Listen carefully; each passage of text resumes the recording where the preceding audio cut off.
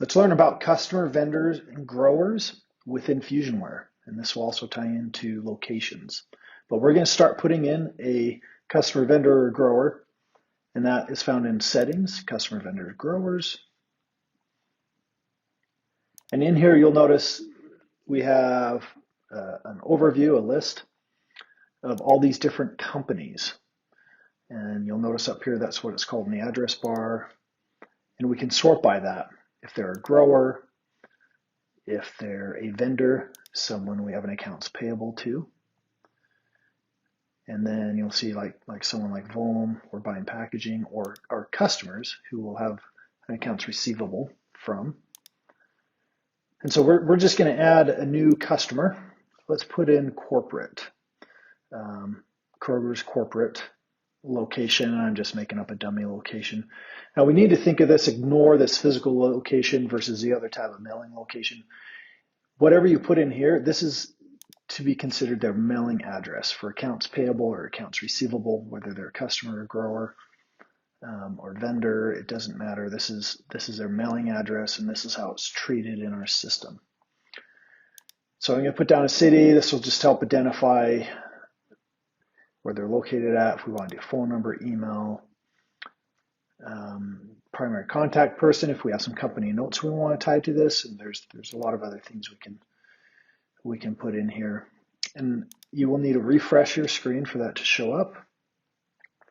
You'll see we have company Kroger Corp. So without even having to go in it, we can see their address if we put a phone number in or email, and then you can see which boxes are selected for that person. And that's important because when you're throughout the Fusionware app, you're going to see them show up based on what's been checked. So whenever you create a customer, vendor, or grower, it's going to create a location as well. Now let's go into the settings. So it automatically does this without you doing anything. We're going to go into settings, customer, vendor, grower, and locations. Now you'll see Kroger Corp here. It has that address. Now let's say we never are going to ship to that address, or it's going to be very rare. But we have other shipping locations that are our destinations. And so this is where we're going to create additional locations to Kroger without having to create additional companies. So I'm just going to do, I can do whatever location name I want. I want to be able to quickly identify this in drop-down lists. So I'm going to put Kroger Pocatello.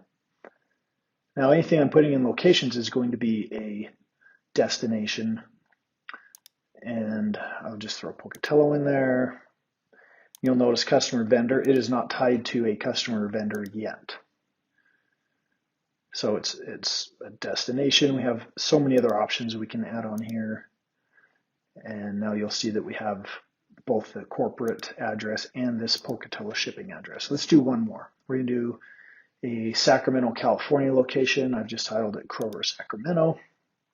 Put in a physical shipping location where we will be sending an order of deliverable goods. And we're going to make sure that we mark that this is a destination. If we were receiving from here, we would do the same thing as well, mark that as a receiving.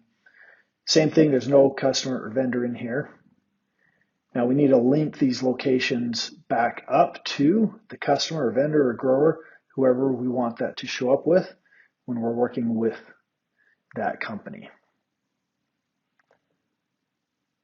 We can go back into our customer, vendor, grower section and select the company now. So this is all under Kroger. So we're going back to Kroger Corp, and you'll see the locations. We only have the Kroger Corp location. So now as we type this in, we can see we have Kroger Pocatello, press the plus sign, and Kroger and Sacramento.